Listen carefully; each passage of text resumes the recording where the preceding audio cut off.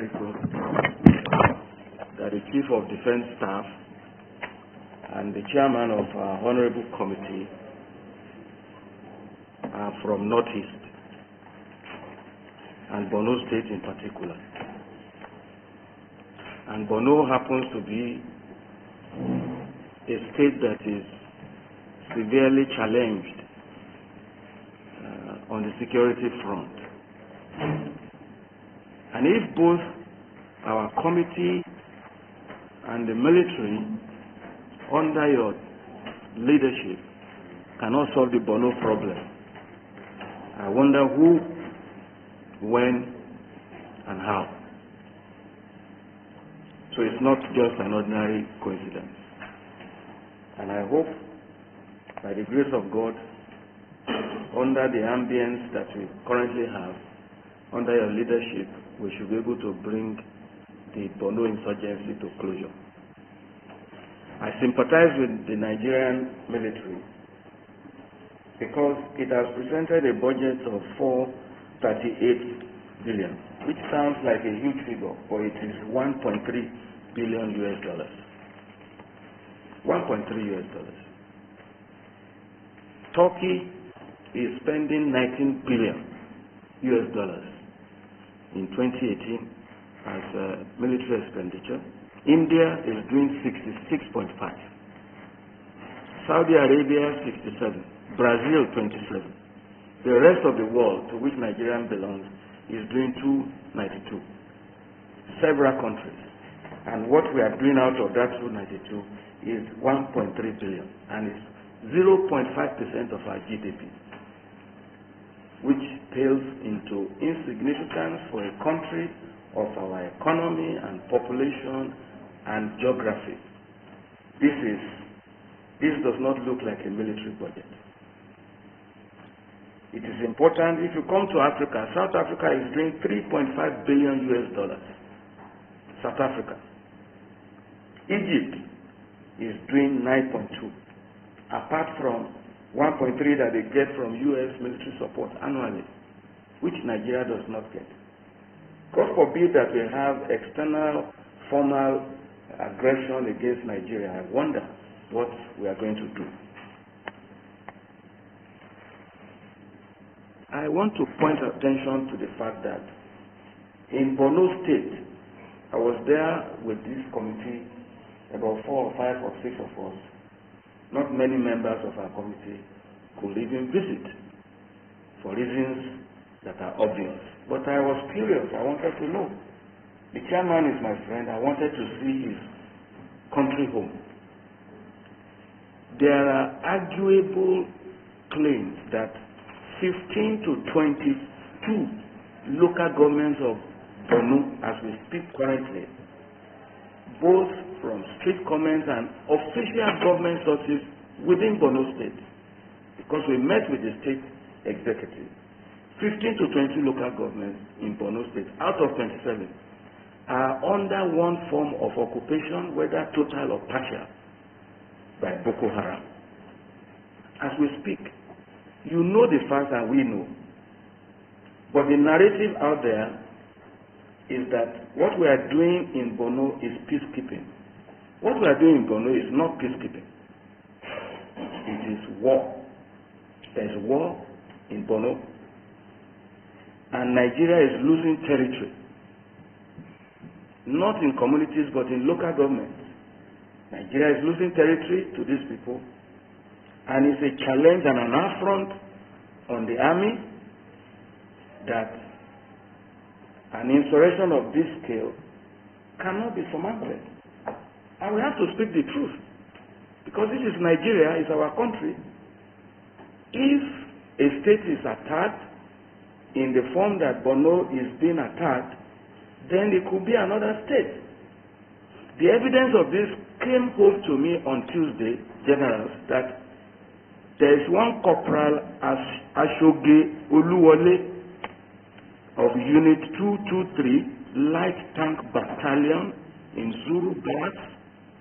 He was deployed to Bama in Maiduguri in Borno State. He died. And he's a constituent of mine, and his people from home called me on Tuesday and Wednesday, saying that I should tell the military they want the dead body of their son. I said, look, there's a military tradition. I cannot guarantee you that you will get the dead body of your son. But the reality on ground here is that we are losing men. We are losing troops. We were in Borno. In 24 hours, there were 3 incidents in 24 hours, which prevented us from visiting locations that we had initial plan to visit.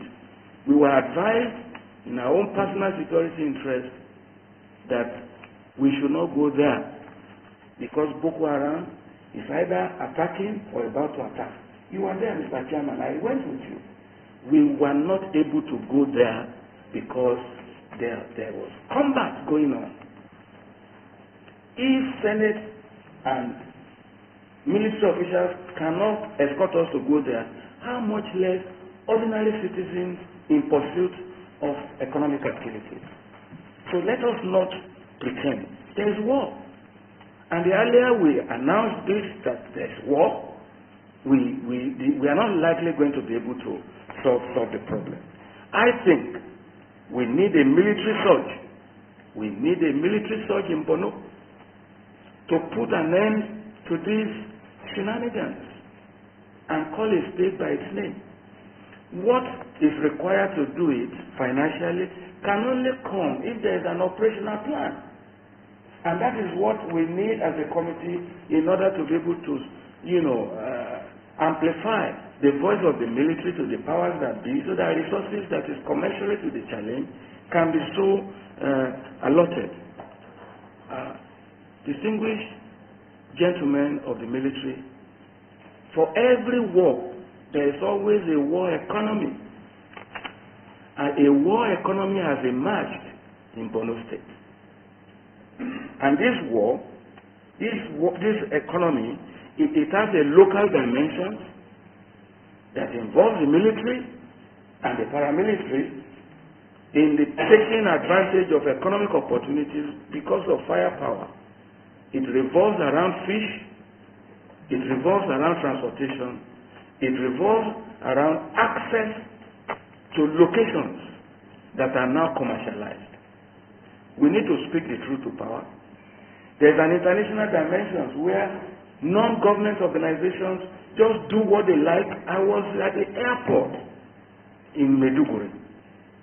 I saw private jets and helicopters that were not in military colors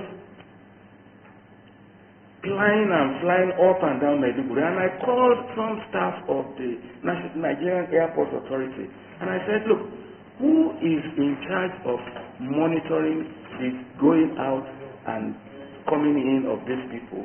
If ordinary Nigerians are traveling and they are subjected to this level of security checks and international people just moving freely as though they have more rights in this country than us, it is something that we need to look into and investigate.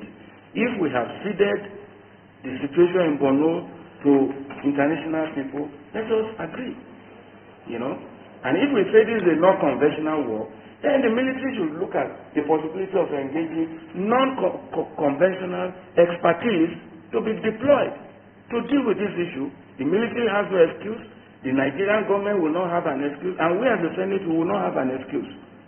The only thing I can say before I drop the microphone, Mr. Chairman, is that we have a serious challenge on our hands, and we should not, for reasons of looking good, treat it with kid gloves. It is not just money alone that will solve the problem.